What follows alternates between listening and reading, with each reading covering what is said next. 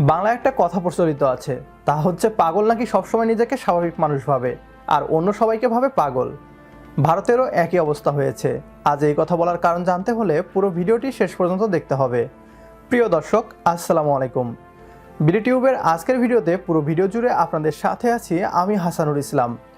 আপনারা সবাই অবগত আছেন, বর্তমানে বাংলাদেশের যে সকল অবকাঠামো নির্মাণ হচ্ছে তার 80% হচ্ছে চীন এবং জাপানের বিনিয়োগে। ভারত চীনের দেখাদেখি বাংলাদেশে $5 বিলিয়ন বিনিয়োগের ঘোষণা দেয়, কিন্তু অর্থ সংকট ও নানা শর্তের কারণে বাংলাদেশ সরকার ভারতের বিনিয়োগ কিংবা কারিগরি সহায়তায় অবকাঠামো নির্মাণ করার বদলে চীন, জাপান কিংবা অন্য কোনো দাতা সংস্থাকে দিয়ে কাজ করিয়ে থাকে। সাম্প্রতিক সময়ে Akhaura Sylhet dual gauge rail line এবং Ishwardi Joydebpur double line rail লাইনের কাজ করতে এবং অর্থ ব্যয় করতে অপারগতা জানায় চীন।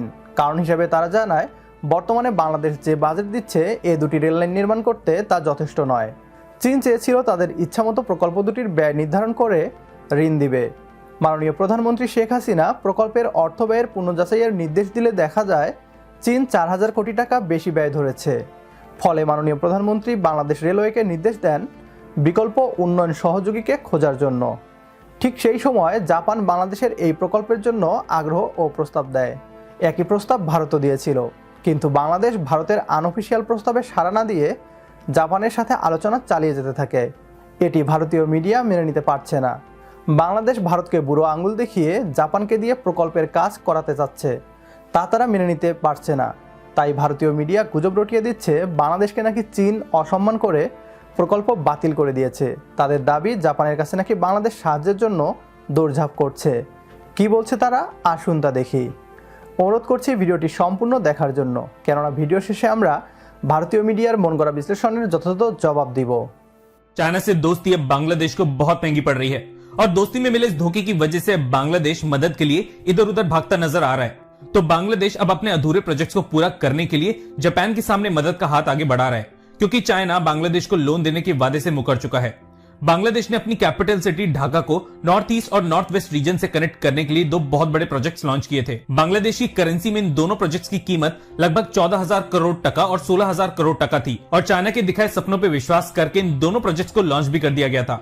पर आखिरी वक्त में चाइना ने हमेशा की तरह धोखा देके लोन देने से मना कर दिया। इन दोनों प्रोजेक्ट्स के लिए सन 2016 में एक एमओयू साइन किया गया था और कमाल की बात यह है कि ये एमओयू तब साइन हुआ था जब शी जिनपिंग बांग्लादेश दौरे पे थे। 14,000 करोड़ टका वाले प्रोजेक्ट का नाम है Jaidevpur Ishwardi double line project, जिसे चाइनीज सरकार ने लोन देने से ये कह के मना कर दिया कि इस प्रोजेक्ट के लिए बांग्लादेश रेलवे की तरफ से अधूरी फिजिबिलिटी स्टडी की गई है। 16,000 करोड़ टका वाले प्रोजेक्ट का नाम था Akhaura Sylhet dual gauge project और इस प्रोजेक्ट में बांग्लादेश को अखंड बेइज्जती झेलनी पड़ी है। इस प्रोजेक्ट के लिए किसी भी टेंडर या बिडिंग प्रोसेस को निकाले बिना इसे चाइनीज कॉन्ट्रैक्टर्स को ये सोच के दे दिया गया कि चाइनीज सरकार इस प्रोजेक्ट का 66% हिस्सा फाइनेंस कर देगी। पर चाइनीज सरकार के मुकर जाने के बाद बांग्लादेश के पीएमओ की तरफ से निर्देश जारी किए गए और इस प्रोजेक्ट में करीबन 21% तक की कटौती की गई। कॉन्ट्रैक्ट की कीमत घटाए जाने की वजह से चाइनीज कॉन्ट्रैक्टर्स ने इस प्रोजेक्ट पे काम करने से मना कर दिया।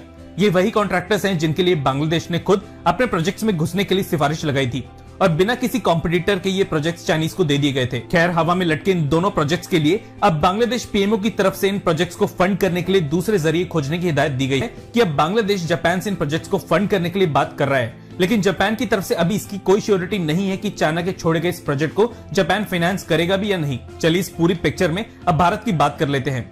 इस आर्टिकल के मुताबिक भारत की इरकॉन ने इसी साल मार्च में इन दोनों प्रोजेक्ट्स को पूरा करने के लिए इच्छा जताई थी और बांग्लादेश रेलवे को एक्सिम बैंक ऑफ इंडिया से लोन देने का ऑफर भी दिया था।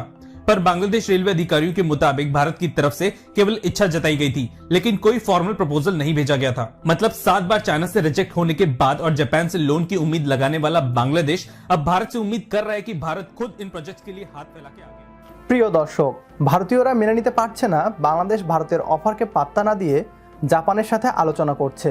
আমরা দেখছিলাম ভারতীয় এই বিশ্লেষক বলছে বাংলাদেশ নাকি জাপানের কাছে সাহায্যের জন্য দৌড়ঝাঁপ করছে, অথচ বাস্তবতা হচ্ছে জাপান নিজেই বাংলাদেশের কাছে আগ্রহ প্রকাশ করছে এই প্রকল্পের জন্য। আসলে এখানে ভারত নিজেই অপমানিত হয়েছে, কিন্তু তারা দাবি করছে বাংলাদেশ নাকি চীন ও জাপানের দ্বারা অপমানিত হয়েছে। এখন হয়তো আপনার বুঝতে বাকি নেই ভিডিওর শুরুতে কেন পাগলের প্রবাদের কথা বলছিলাম। বুদ্ধিমানদের জন্য ইশারাই যথেষ্ট। আপনারা নিশ্চয়ই অবগত আছেন, বিডিটিউব 100% সঠিক তথ্য না জেনে কথা বলে না। তাই প্রমাণ হিসেবে সেই নিউজ রিপোর্টের রেফারেন্স ডিসক্রিপশন বক্সে দিয়ে দিব। সবশেষে একটাই প্রশ্ন সবার কাছে, আপনিও কি বাংলাদেশ সরকারের ভারতের বিনিয়োগে কাজ না করিয়ে জাপানকে দিয়ে কাজ করানোর সিদ্ধান্তকে সমর্থন করেন? যদি সমর্থন করে থাকেন তাহলে অবশ্যই কমেন্ট বক্সে ইয়েস লিখে জানিয়ে দিন আমাদের। সেই সাথে ভিডিও ভালো লাগলে দিতে পারেন লাইক। তো দেখা হচ্ছে পরের ভিডিওতে।